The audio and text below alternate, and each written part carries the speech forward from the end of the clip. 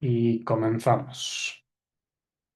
Vamos a ver buenas prácticas de una forma relativamente general. Nos vamos a centrar en malas prácticas con ejemplos y vamos a centrarnos también en cómo validar las diferentes entradas, que al final es el foco más relevante de brechas de seguridad y cómo se integra esto de lo que es el ciclo de desarrollo y las vulnerabilidades que hemos visto en temas anteriores del OWASP Top 10.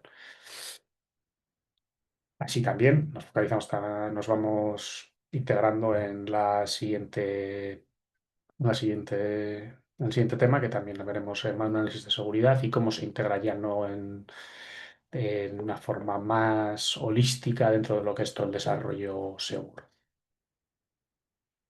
Vale, comenzamos listando lo que son o lo que se consideran buenas prácticas dentro de lo que es el desarrollo, el ciclo de desarrollo de software.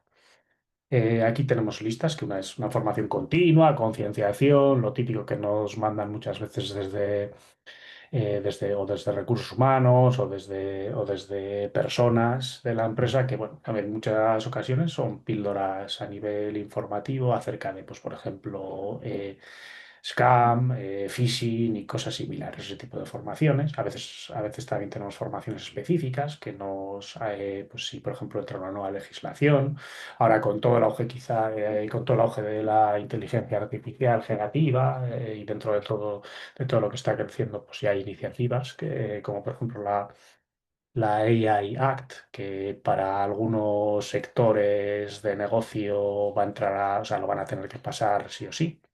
Los sectores, pues por ejemplo, de provisión energética, como pueda ser en España un Iberdrola, pues ya lo están comenzando a abordar, bueno, pues porque tiene también implicaciones de uso relativos a la privacidad y similares, ¿no? Bueno, pues lo mismo pasó en el pasado con políticas de privacidad como la GDPR y similares. Entonces, esas son formaciones específicas relativas a las diferentes leyes y el cambio tecnológico que sufrimos en las organizaciones. Y de igual modo, también hay otro tipo de formaciones pues, bueno, para hacer ese onboarding del personal en lo que son los ataques más comunes y que pueden suponer una brecha en nuestra organización, como pueden ser pues, formaciones específicas para identificar phishing, de tal manera que los empleados tengan cierto awareness de lo que se pueden encontrar y cómo identificar esos correos que les saltan y no picar. También, bueno, durante la época de la pandemia se hizo un cambio también cultural en las organizaciones y conceptos que pese a que ya existían antiguamente, como el Bring Your Own Device y hacer reuniones remotas, pues pasaron a ser más persistentes y más prevalentes dentro de las organizaciones, lo que hace también que las políticas de seguridad tengan que actualizarse. Entonces, todo eso es parte de una buena práctica, que es esa formación continua y concienciación en seguridad, tanto desde un punto de vista muy, muy técnico para el personal que técnicamente se dedica a ello, como también de una forma más global para el resto de personal y similares. También podemos hablar de revisar todo lo que es el proceso de mantenimiento de las diferentes infraestructuras, el manejar todos los datos internos, externos, en función de los datos con los que trabajemos, si por ejemplo trabajamos con datos personales, esa sensibilidad que tienen, con especial... eh, con especial cuidado, el uso de whitelist para comprobar, el rechazar un código que no esté debidamente probado, aplicar pues, revisiones de código, a tener un proceso de quality assurance, de QAs y similares en función de, bueno, también es cierto que depende del tamaño de nuestra empresa, pues podemos permitirnos o no algunas de las cosas. Os lanzo una pregunta que espero que alguno me responda, ¿alguna de estas buenas prácticas os suenan dentro de lo que habéis trabajado? ¿Lo habéis aplicado en alguno de vuestros proyectos?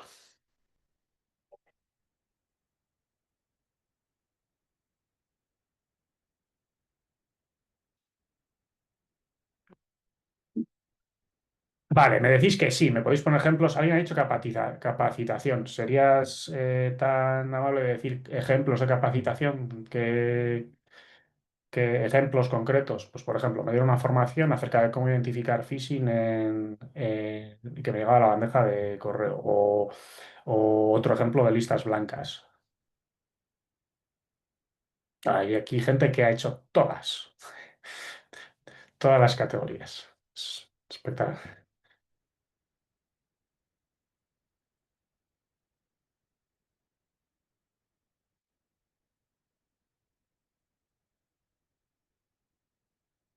Bien,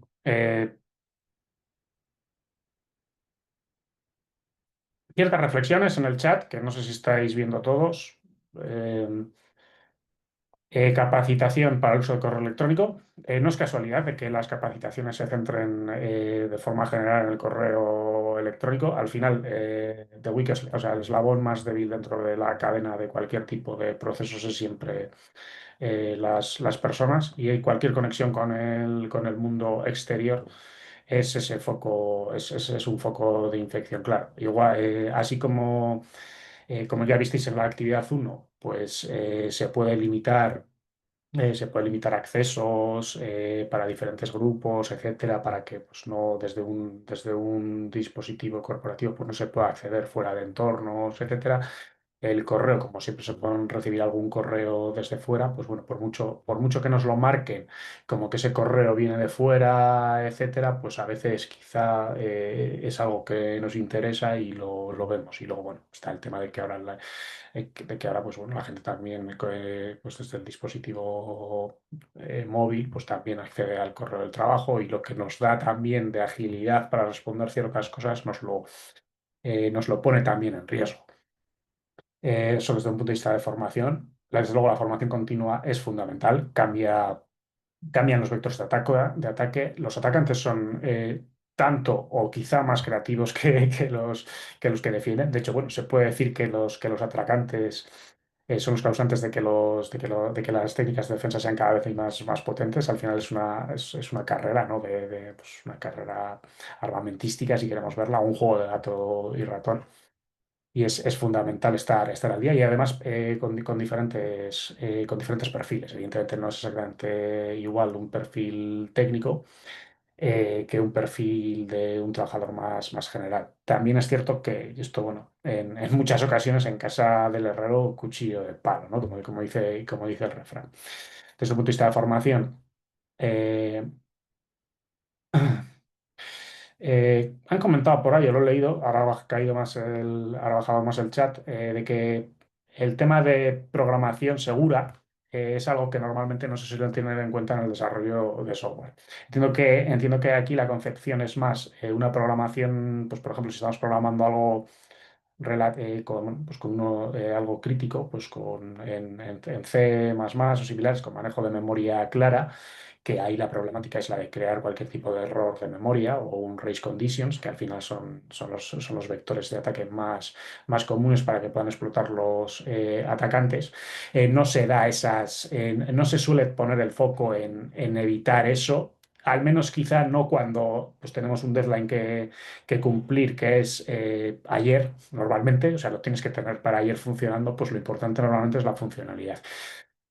Aunque sí que es cierto que los procesos de QA y todo el tema de POPs ahora ya no suenan a algo raro. O sea, que más o menos la metodología de desarrollo de software de tipo Agile, con procesos de CD, CI, de integración, con QA y tal, no es solamente exclusivo de grandes empresas que se lo pueden permitir, que pueden tener un equipo de ingenieros de QA y similares. O sea, si se hace revisiones de código, etcétera. Muchas veces cuando el tiempo apremia, pues se tiende a ir a lo que genera más negocio. Por eso es importante también tener en cuenta todas las prácticas que se pueden realizar, y evidentemente también hacer un análisis de viabilidad. O sea, si no puedo mantener mi negocio y tengo que elegir entre tener pues, cursos de capacitación a todos los empleados o hacer un tipo de programación segura, pues dependerá mucho de lo que de lo que esté yo desarrollando y cómo de crítico sea. O sea, porque si yo no estoy tocando nada que tenga que andar con memoria y entonces la superficie de ataque es menor, pues igual puedo prescindir algo de eso y puedo prescindir de lo otro. Y efectivamente es bastante difícil, como comenta Juan Carlos, definir una metodología de desarrollo en una entidad porque la diversidad de formas de desarrollo es relativamente compleja y no todo el mundo funciona de las mismas maneras. Algo tan sencillo y algo tan, eh, bajo mi punto de vista, algo tan obligatorio como utilizar algún sistema de control de versiones para garantizar que tener una instancia pues en una empresa que sea pequeña, que quiere lanzar un producto cuanto antes y similares, pues igual no tienen procesos de CDCI. Continúo con vuestros comentarios.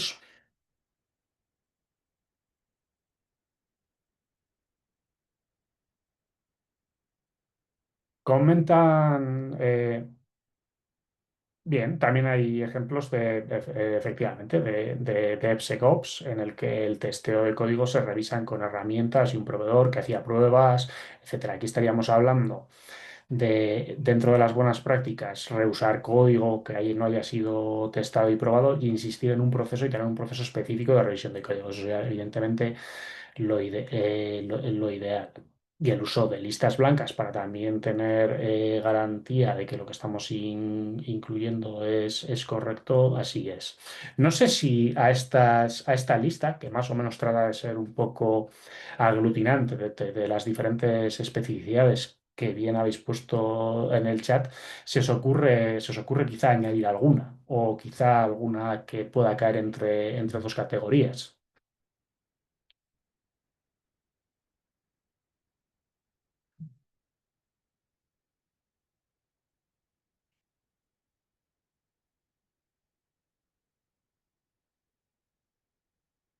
Bien, no veo nada más. No sé si me dejo algo. Bien. Bueno, pues estas serían un poco las buenas prácticas.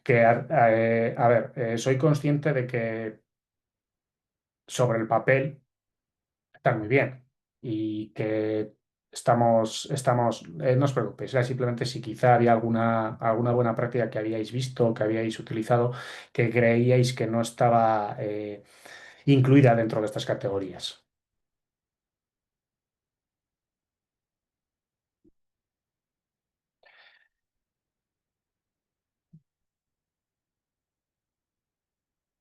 Quizá porque toca varias o cosas, o cosas similares. Eh, Como os comentaba, eh, bien, comentan un par de ejemplos bastante interesantes que entran más, quizá más que lo que es en el desarrollo,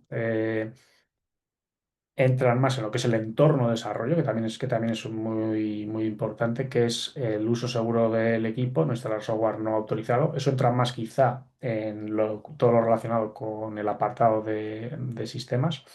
Y la separación de ambientes, aquí, Juan Carlos, permíteme que haga una imaginación, si no es lo que creo, me interrumpes y me corriges. Aquí podríamos hablar también de todos los temas de aislamiento, de virtualización, de ejecutar procesos en máquinas virtuales, aisladas, incluso cómo utilizar contenedores para ello. ¿Va por ahí?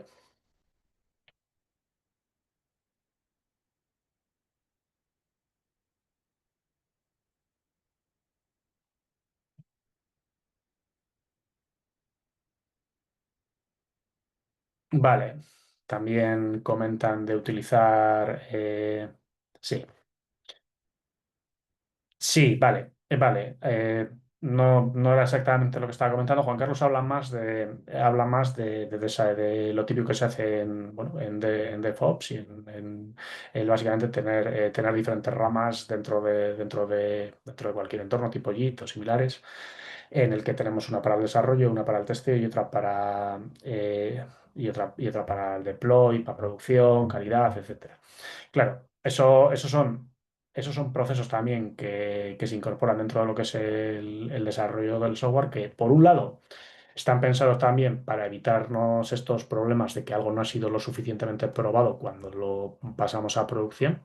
De hecho, en muchos proyectos no tiene, puede no tener sentido el tener más de dos ramas, probablemente una para preproducción y otra de prueba, pues porque son proyectos pequeños o porque hay poca gente, con lo cual es básicamente crear una nueva característica y pasarla de uno al otro, pero cuanto más grande sea y sobre todo cuanto más mantenimiento sea, pues quizá lleguemos hasta el punto de crear una rama por cada una de las características y luego una rama por cada característica eh, integrada en cada una de las fases de desarrollo, deploy, etcétera. Y de eso lo que hace es que básicamente, si a eso le incorporamos los procesos de revisión, no introduzcamos errores cuanto antes. Y como guinda, comenta Juan Carlos, quizá acertadamente o quizá en tono jocoso, que los desarrolladores quizá no deberían tener acceso a los ambientes productivos, lo cual es. De todos modos, todo esto que comentáis, bajo mi punto de vista y bajo mi criterio, entra dentro de lo que es el proceso de revisión de código y reusar un código que no haya sido testeado y probado. Es parte de la misma lógica. Y el resto de cosas que estáis comentando que tienen que ver con el entorno tienen que ver más con lo que es el entorno en el que se produce el desarrollo que con el desarrollo en sí mismo, aunque evidentemente uno pues tiene una gran carga sobre el otro. Es decir, al final son una causa y un efecto, es otro factor más a tener en cuenta.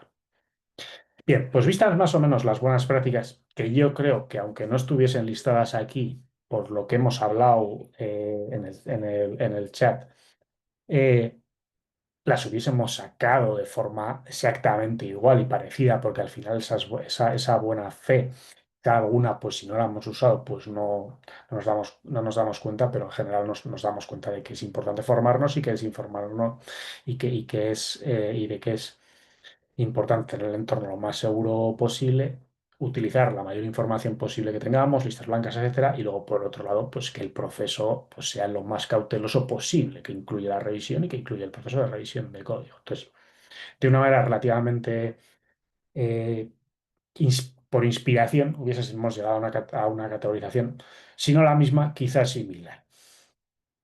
Pero, ¿qué hay respecto a a las malas prácticas? Y de estas, bueno.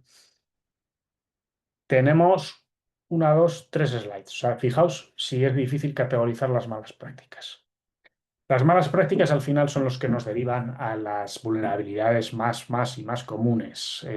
Aquí podríamos hablar de muchas.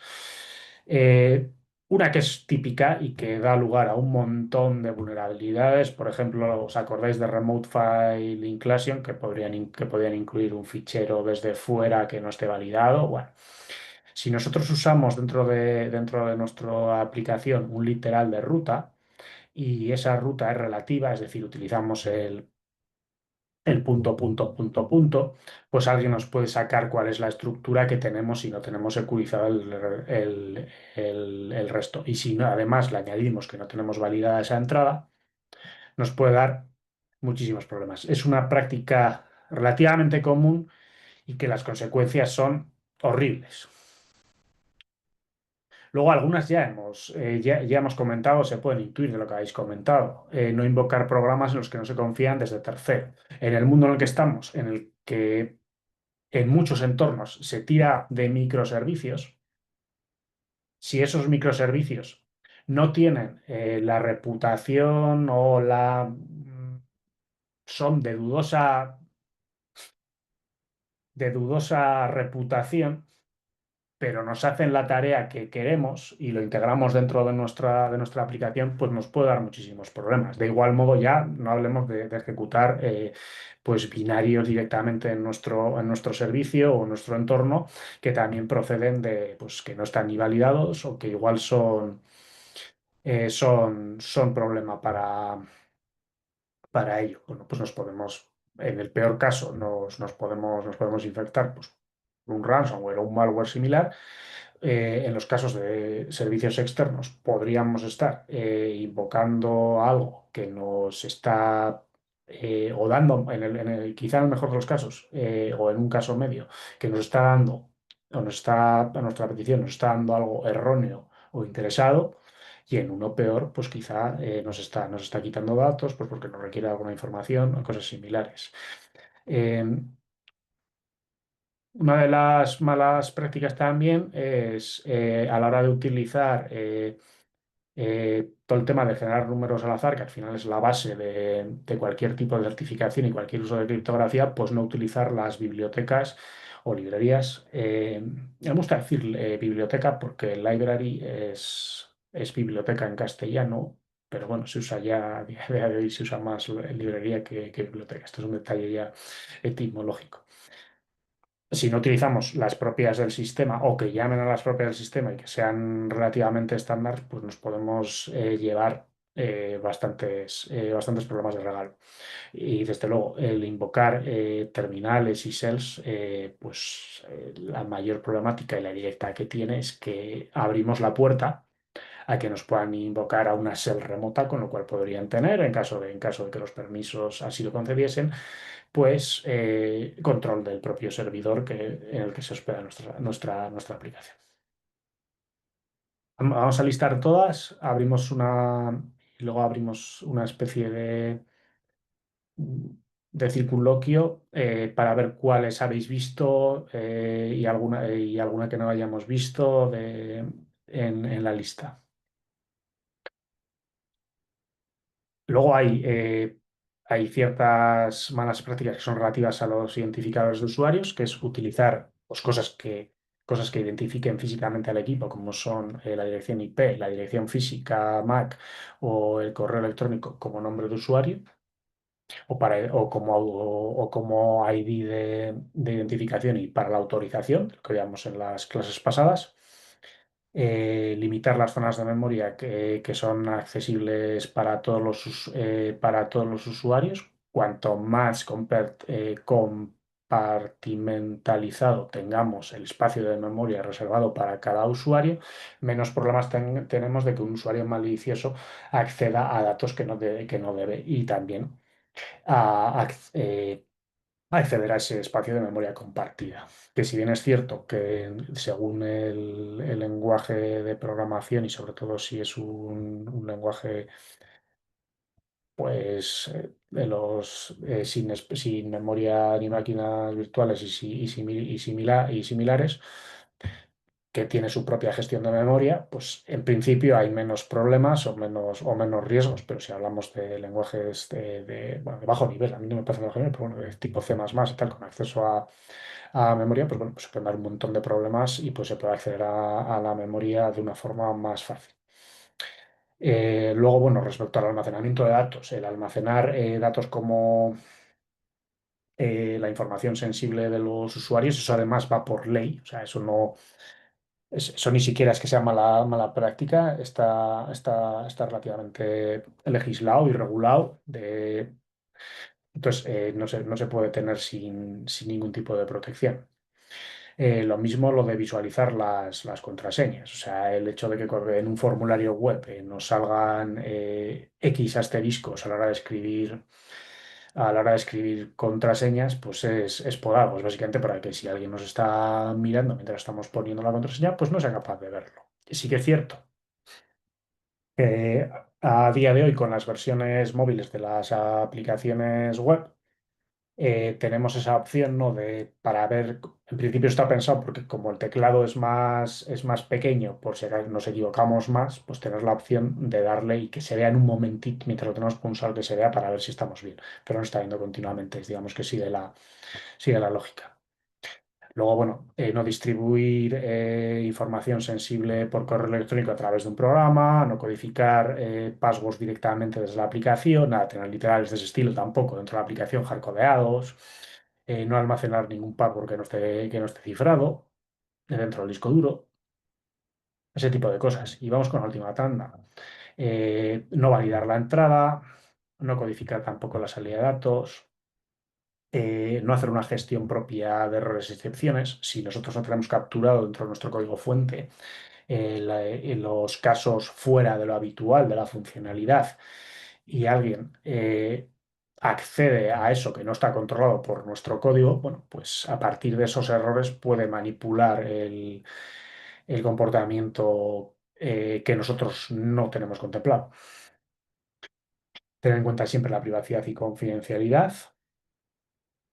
Y en los programas que requieran de un privilegio mayor, como pueda ser pues una escalada root y similares, pues tener en cuenta el manejo de datos. De todas estas que hemos hablado, ¿cuáles os habéis encontrado con ellas? ¿Cuáles habéis hecho vosotros? No hace falta que digáis que la habéis hecho, que la habéis hecho vosotros. Podéis decir que ha sido un compañero, no tenéis por qué confesar. Aquí lo importante eh, es el pecado, no el pecador. ¿Y cuáles creéis que es más fácil y más difícil de caer? Ya sea por prisas, por la realidad, por el día a día que te come.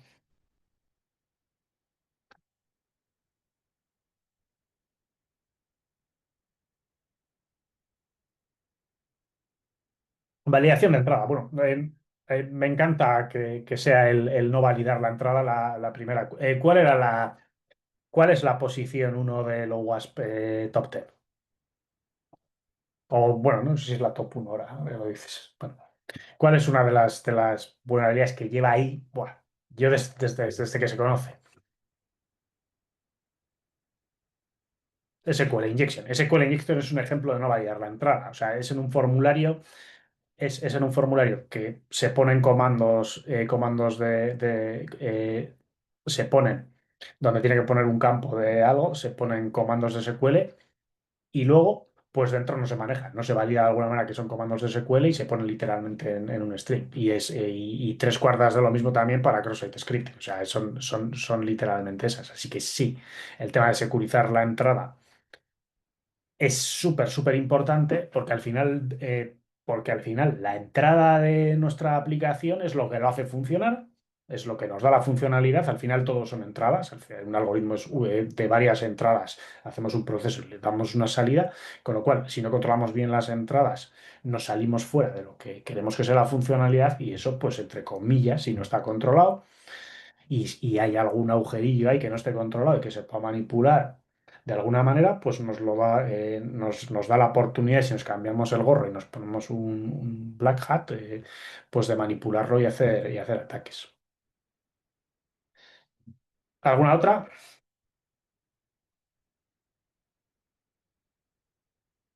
Pongo las de antes también. Sí, ataques de cross-site scripting, todo el tema de validación de entrada. Me refiero a las prácticas, no a los ataques exactos. Sí, ataques de cross-site scripting ocurre lo mismo, es un problema de validación de entrada.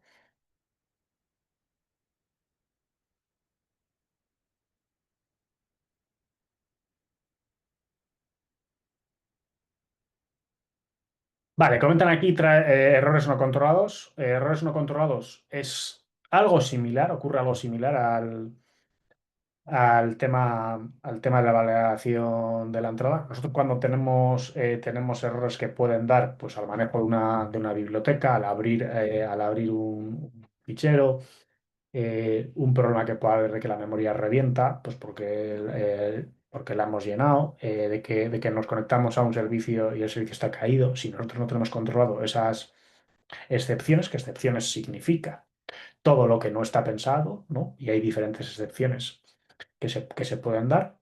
Si no controlamos esos errores, al final también, en cierto modo, el caso de uso para el atacante es similar. Es que no tenemos controlado algo dentro de nuestra aplicación y por lo tanto es un foco que ellos pueden pues mal controlar para sus propósitos potencialmente perversos. El tema de privacidad y confidencialidad, el escenario es enorme, o sea, no hay un escenario, hay un montón de escenarios relativos a la privacidad y confidencialidad, muchos que tienen que ver con el tema de los datos que estén o no de forma segura, que se tengan almacenados, etcétera. Pero a veces es bastante más sutil que eso. A veces es tan sencillo, pues como no tener en cuenta que algunos datos se pueden considerar sensibles y simplemente escupirlos como salida, pues porque igual no tenemos algo controlado, etcétera.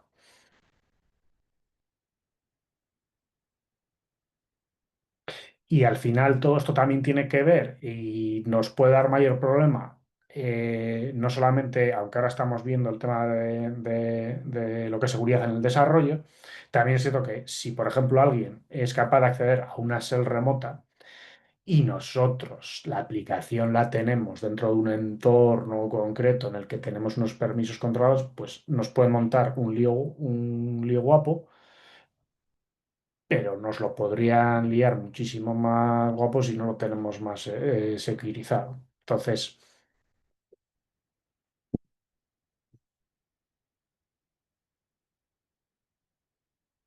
sí, a ver, más dudas por aquí que surgen. Sí, configuración incorrecta de permisos tiene que ver más con el entorno, un poco lo que lo que acabamos de comentar, el tema de que al final si todos estos ataques se hacen en un entorno pues más o menos privilegiado, tienen más o menos impacto.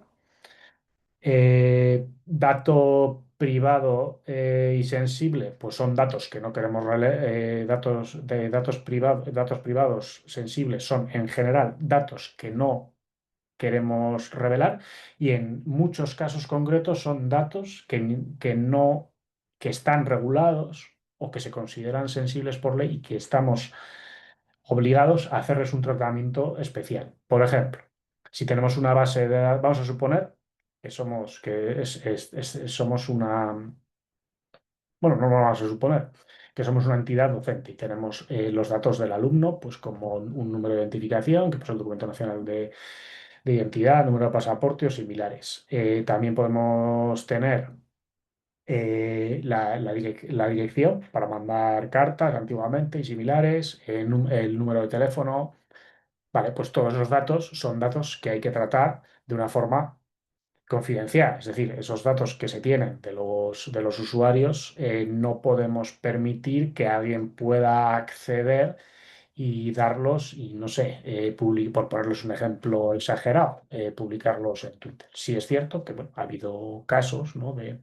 De brechas de datos en empresas, bueno, pues de redes sociales o similares que han accedido a esos datos y los han filtrado y bueno, esos datos pues luego pasan pues desde agencias de estas de scam telefónico, los números de teléfono, sirven después para que te envíen scam al email y cosas similares.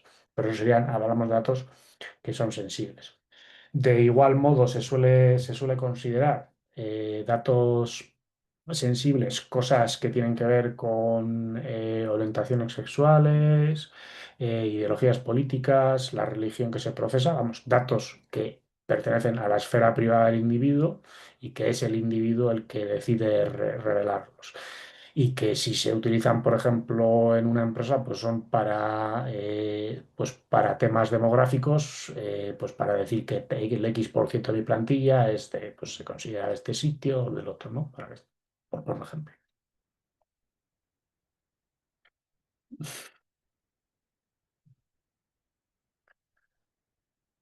Y por último, un mal uso en invocar APIs o programas de terceros. Eso es bastante importante. Dentro de las malas prácticas nos habíamos centrado más en lo que es la reputación y la verdadera función de esos agentes externos que invocamos, más que hacer un mal uso. Debe por mal uso tiene que ver con que, bueno, un uso bastante, esto no tiene que ver mucho con seguridad, pero también es importante. Algo que suele pasar, sobre todo en entornos de empresas incipientes, tipo startups o similares, es que se genera muchas veces un clúster en algún servicio de computación cloud tipo pues, Amazon Web Service o Azure o similares, y sobre todo en Amazon Web Service se pasa más. Y, y dentro de lo que es las cuotas de procesado mensuales, etcétera, pues se suele poner lo que haga falta.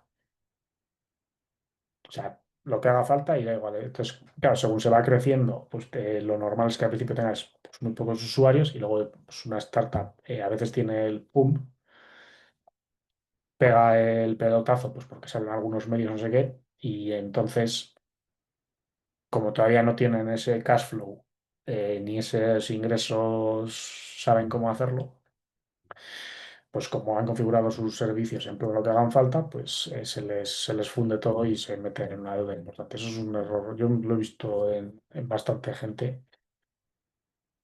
Entonces eso no tiene que ver mucho con la seguridad, pero tiene que ver también con otros temas. Bueno, vale, continuemos. Validación de entrada. La validación de entrada ya hemos visto, ya hemos visto que es uno de los aspectos y una de el no validar la entrada es una de las malas prácticas que mayores consecuencias implican, simplemente porque la entrada al final es la manipulación quizá más evidente que nos puede realizar un atacante y por la que nos pueden entrar. En este sentido, tendríamos que definir qué es una entrada dentro de nuestro sistema y que entrada entra todo, desde parámetros de línea de comandos, archivos de configuración nuestros propios, aunque sean internos, también se pueden considerar como entrada, porque serán entradas a cierto proceso, a cierta función. Todas las consultas a base de datos son entrada para la consulta de base de datos. Las variables que tengamos en el entorno que leemos, como versiones, quizá API keys que tengamos, aunque las tendremos en un fichero debidamente protegido, que eso también era una de las buenas prácticas. Valores de registro, propiedades de sistema, archivos temporales, entornos que se utilizan de terceros y en general cualquier tipo de cosa que no esté dentro del código. O sea, todo dato que sea externo de cualquier manera debe de considerarse y aquí nos planteamos también, eh, cuando trabajamos en seguridad es un poco también, yo creo que como tenemos que ponernos el chip también, pues como hacen los abogados cuando hacen un contrato, ¿no? En un contrato de alquiler, de cualquier tipo de contrato que hagamos, siempre nos tenemos que poner en el peor de los casos. O sea, tenemos que tenerlo todo claro para el peor de los casos, que es que se rompe la relación comercial o lo que sea. ¿Cómo lo hacemos para solucionarlo sin que esto se convierta en una batalla? Pues en seguridad nos tenemos que poner en esa misma situación. Tenemos que pensar que absolutamente cualquier dato de entrada, cualquier entrada, potencialmente puede ser maliciosa. Incluso esas entradas que también dependan de nosotros, porque nosotros y nuestra empresa también podemos ser un actor malicioso. De hecho, hay por ahí estadísticas que habla que un gran porcentaje no sé exactamente el porcentaje, así que no me lo invento, de los ataques son ataques de insiders. Así que lo que estamos diciendo de considerar, por ejemplo, una base de datos interna como que pensar que puede ser maliciosa y por tanto hacer una validación de que puede estar fatal y que nos puede entrar por ahí algo, es algo que tenemos que tener en consideración y es como hay que pensar. Básicamente es confiar de todo el mundo, incluido de nosotros. Podemos, eso sí, establecer ciertas barreras de confianza en función de cuánto control o cuántas capas de control tenemos sobre ello. Lo muy externo no tenemos absolutamente ningún control, con lo cual la validación tiene que ser de una manera. Y las capas más internas, pues como podemos tener algo más de control, pues podemos añadir ciertas cosas en caso de que no sean de la manera que deberían. ¿Sí? ¿Más o menos?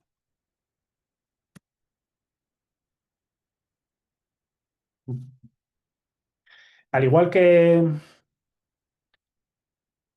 al igual que la validación de entrada, los datos de salida son también relevantes de codificar para que no sean fáciles de leer por un atacante. En este caso concreto, y si pensamos en el caso de uso de seguridad en aplicaciones web, pues para que no sean utilizables en un contexto de cross-site scripting. Eh, En general es mejor o sea, tratar todo como malo y tratar excepciones como buenas, que tratar todo como bueno y utilizar listas negras. A eso es a lo que se refiere el segundo punto. Por ese principio de desconfiar de todo. Entonces, desconfiamos de todo y simplemente tenemos listas blancas para esas aplicaciones que están súper certificadas y que creemos, ojo, y creemos, tampoco es del todo seguro, que puedan estar bien.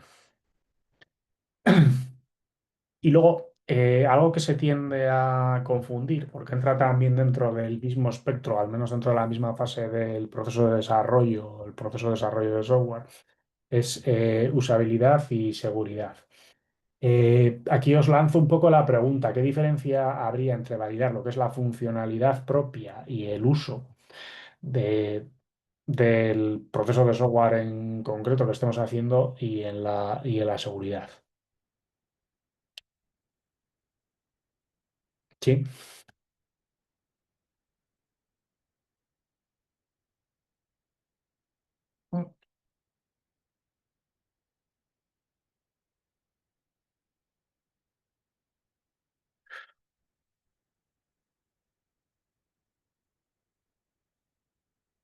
Vale, la pregunta es que usabilidad y seguridad, a veces, no siempre, de hecho, en la gran mayoría de casos no se confunde, pero a veces se confunden desde un punto de vista de que la seguridad en sí misma no tiene que ver con la usabilidad y muchas veces no es de la funcionalidad. Aquí han apuntado relativamente bien que se podría considerar un requisito no funcional en sí mismo, al menos desde un punto de vista de desarrollo de una aplicación.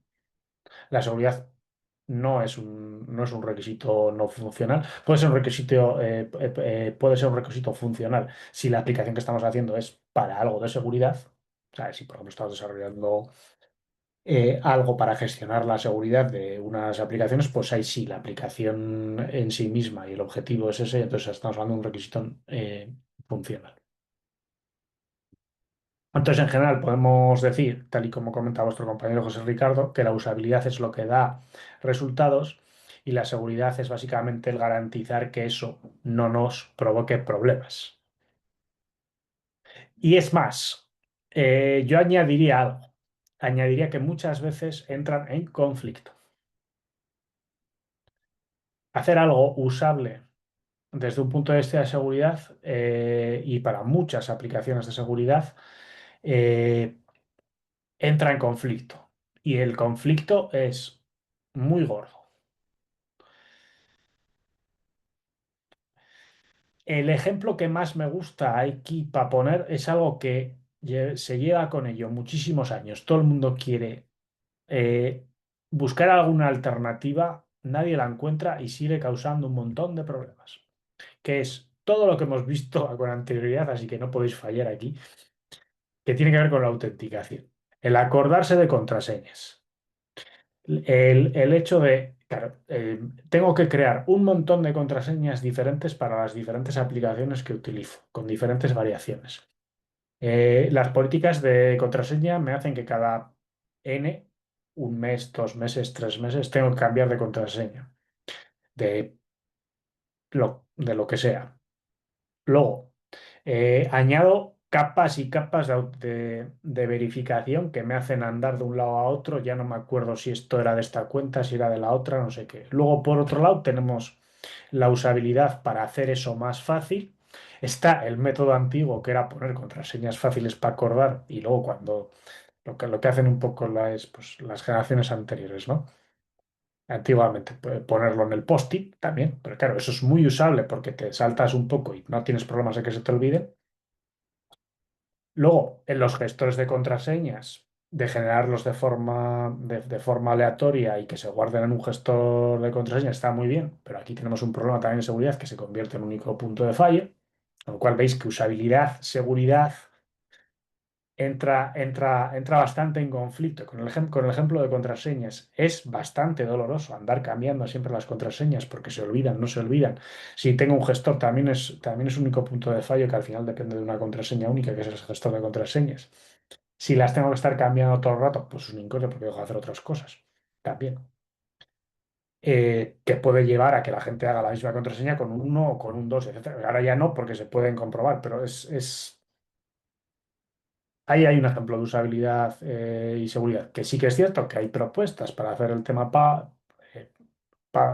passwordless, pero es complicado. Ahí tenemos un ejemplo. Y exactamente igual que ese ejemplo, pues podemos poner otro. Es bueno desde un punto de vista de seguridad tener absolutamente todo actualizado, pero si me salta una actualización en un momento en el que está complicado, pues porque tengo bastante trabajo y tal, no sé qué, y me tarda mucho y luego la actualización igual no me va bien, dejo de hacer lo que es mi función, ¿no? Que mi función perfectamente puede no tener nada que ver con eso, entonces. Entonces, ese conflicto entre usabilidad y seguridad es algo real. Y eso es algo que si os dedicáis a, bueno, pues a temas de IT en seguridad, que tenéis que hacer ese enforcing a los usuarios, que no tienen por qué tener esa concienciación o que es que les da igual, porque ellos se dedican a otra cosa. Ellos ven, bueno, pues realmente es así, ven lo que son la tecnología como una herramienta para poder hacer eso pues, de mejor forma, de una forma más ordenada, mejor, más rápido, etcétera. Toda esta parte dice, ¿para qué? Y claro, ¿cuál es el valor que les da a ellos la seguridad? Pues hasta que no pasa nada, realmente nada. Ahora, cuando pasa, sí. Y ese es el problema que hay también de la percepción de la ciberseguridad, que está cambiando bastante, que es que no te acuerdas del tema de ciberseguridad hasta que pasa algo gordo, ¿no? Y ahí está la baza un poco que tenéis quizá, ¿no? Si queréis concienciar. Vale, más cosas acerca de la validación de la entrada. eh, ciertos apuntes. Rechazar datos maliciosos, siempre desechar datos que no pasan con esas comprobaciones que tengamos y adecuarlos a su posterior. De una forma muy genérica, hacer una buena validación de las entradas que sea por defecto. Por ejemplo, si es si es si es un campo que va a ir a una consulta SQL, pues hacer las comprobaciones como para filtrarlas o para filtrarlas antes de ejecutarlas y cosas similares, comprobar la longitud de la entrada, validar la entrada contra un mínimo y un máximo de la longitud que se espera, limitar una entrada numérica, ese tipo de buenas prácticas. En general, tenemos que hacer uso de una especie de filtro a esa entrada que nos llega desde la parte del usuario. Tenemos que hacer uso de diferentes librerías del sistema, luego pasarle filtros que tengan que ver con seguridad de esa entrada y luego ya, una vez que está pasado todo ese filtro, pasar a lo que es la lógica de funcionalidad propia del programa. Aquí hay dos términos que son importantes. Una es la fuente o source, que tiene que ver con la entrada. Y otra es el sync, que tiene que ver con ese uso y esa línea de código que puede explotar una vulnerabilidad de ese estilo. Digamos que el source es la línea de código o esa porción del programa en la que tiene lugar la entrada de los datos maliciosos que han de validarse, básicamente la entrada maliciosa, y eso no es en sí mismo la vulnerabilidad. Lo que es la vulnerabilidad sería el sync, que es la línea de código que contiene la instrucción que esa entrada maliciosa explota. Por llevarlo al ejemplo de SQL Injection, en usuario y contraseña sería el source y el sync sería esa línea de código en el que en vez de hacer un prepare statement con el código SQL y el placeholder para el usuario y la contraseña, tiene una cadena de un string concatenado con el user y password. Ese sería el sync. ¿Comprendido? La diferencia entre source y sync es importante a la hora de tenerlo en cuenta al analizar el código. En este caso concreto, este tipo de validaciones del código, etcétera, sería lo que haríamos pues en los procesos de revisión de código. Por ejemplo, miraríamos, en el caso concreto de vulnerabilidades de SQL Injection, miraríamos estas cosas. Aquí tenéis un ejemplo de una vulnerabilidad de local file inclusion. Tenemos un código, por cierto, se ve bien, lo primero. Si no os lo canto, tampoco pasa nada. Tenemos un código inseguro en el que básicamente se va a explotar la vulnerabilidad de WASP, la de Local File Inclusion, que es la de meter un fichero. Y podemos ver que se cumple dentro del... a ver si lo encuentro yo ahora, que os digo que lo veis, pero yo tengo una pantalla más pequeña y justo no lo veo. Vale, ojo, eso está apuntado. Aquí aquí podemos ver el source en el data rs string de uno.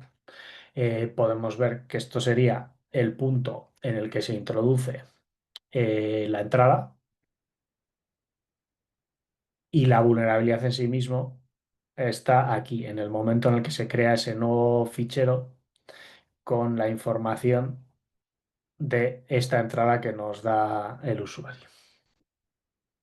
¿Cómo podríamos corregirlo? En este caso concreto, bueno, pues una opción relativamente sencilla es añadirle una función de validación a eso que nos pasaban como parámetro, srs.getString de uno, que valide. Y básicamente le pongamos, en este caso, una lista blanca de ficheros que sí están permitidos incluir. En otras palabras, haremos un filtro a esa entrada para que no llegue a la creación de lo que es el propio fichero nuevo con ese problema de malicioso. Aquí el problema sería que si nos pasan por parámetro algo que sea una ruta, por ejemplo, relativa, con punto barra y etc password, por ejemplo, para robarlo, pues pues se podría coger ese fichero y se concatenaría directamente a la ruta, creando una vulnerabilidad de local file inclusion, cuando esto está pensado para subir otro fichero. ¿De acuerdo?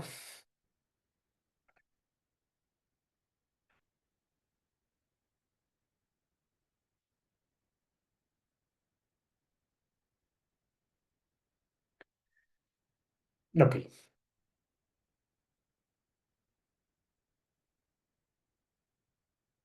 vale.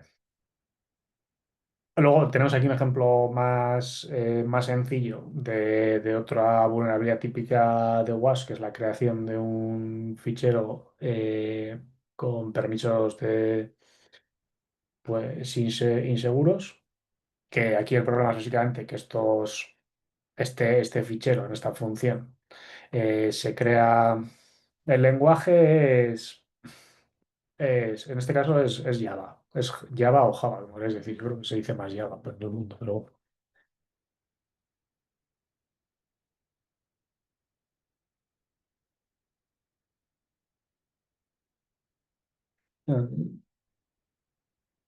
Entonces se crea sin más y no se tiene en cuenta ningún tipo de permisos para poderlo hacer, etcétera. Entonces aquí para corregirlo sería simplemente utilizar, en este caso concreto, utilizando el entorno que estamos utilizando, pues se pueden crear los ficheros con permisos. Aquí tendríamos que básicamente lo que hacemos es crearlo con que se pueda, que se pueda escribir, que se pueda leer, pero que no se pueda ejecutar. Y aquí lo que evitamos es que alguien nos pueda crear un fichero ejecutable.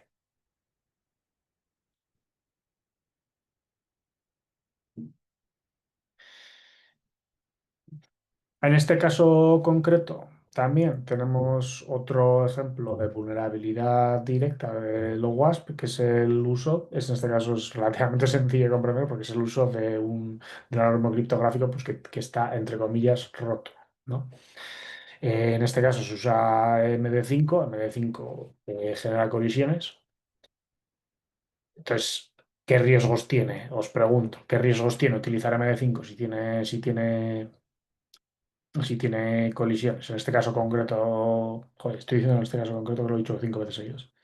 En este ejemplo, lo que se hace es, se crea un resumen criptográfico de el contenido de un fichero que nos pasan como parámetro, y eso es lo que devolvemos como identificador del usuario. ¿Sí? Entonces, si usamos un algoritmo para hacer ese resumen criptográfico que está roto porque hay colisiones, en lo que sea colisiones es que hay dos conjuntos de bytes pueden generar el mismo resumen. Entonces, si alguien es capaz de encontrar esas colisiones porque hay acceso a un diccionario de esas colisiones, pues puede crear un identificador que ya exista en esa base de datos.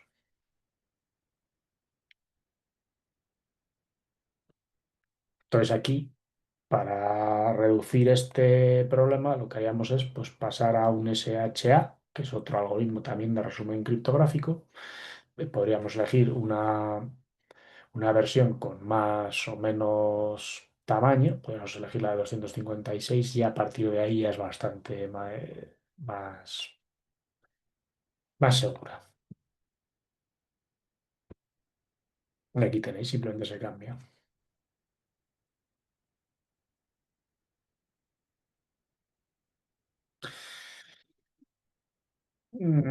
Pues si me da tiempo a este, sí. Aquí tenemos una vulnerabilidad de concatenación directa de strings. Esto lo que hace es básicamente, tenemos la vulnerabilidad en la última línea, en el que se ejecuta una sentencia SQL, que es insertar dentro del usuario unos valores. Esta es la vulnerabilidad. Y el source o la entrada es básicamente que cogemos los parámetros, el nombre del usuario. Entonces, ¿qué ocurre con esto?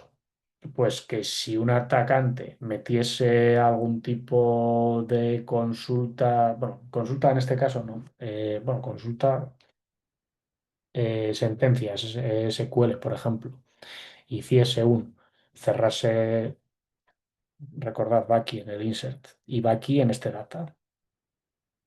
Si este data lo sustituimos, como hicimos en el ejemplo de SQL Injection, pondríamos un punto y coma para acabar la sentencia SQL y le ponemos drop table usuarios, pues lo que haríamos, si la base de datos está configurada para poder aceptar drops, nos cargaríamos toda la tabla de usuarios, provocando pues una denegación de servicio porque ya no se podrían hacer otras cosas, etcétera.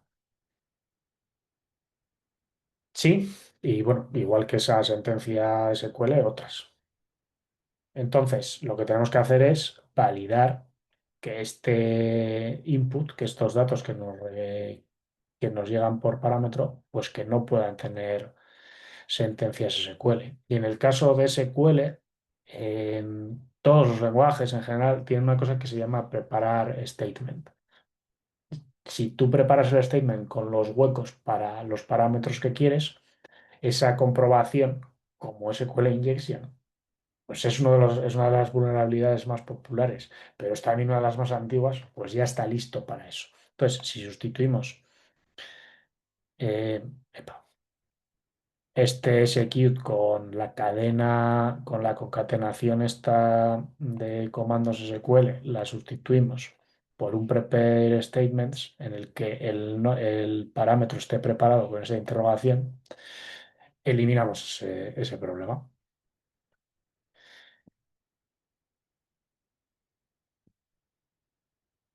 Hasta aquí. Eh, ¿Dudas?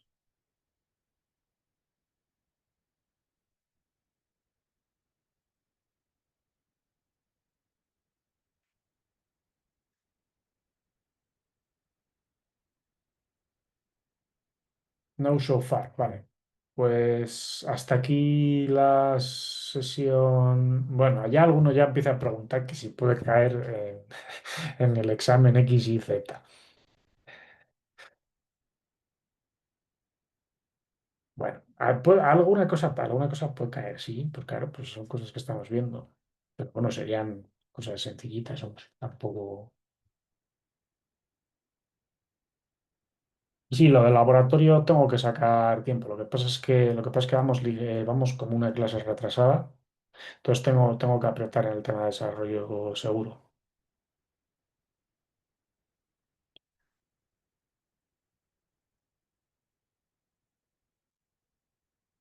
De hecho, el laboratorio tiene algo que ver con esto. Entonces, la semana que viene, de hecho, tenemos 2 horas, que una es una en principio era para tema de repaso, pero quería aprovecharla para avanzar un poco el retraso, que bueno, pues, y parte de eso pues se dedica a explicar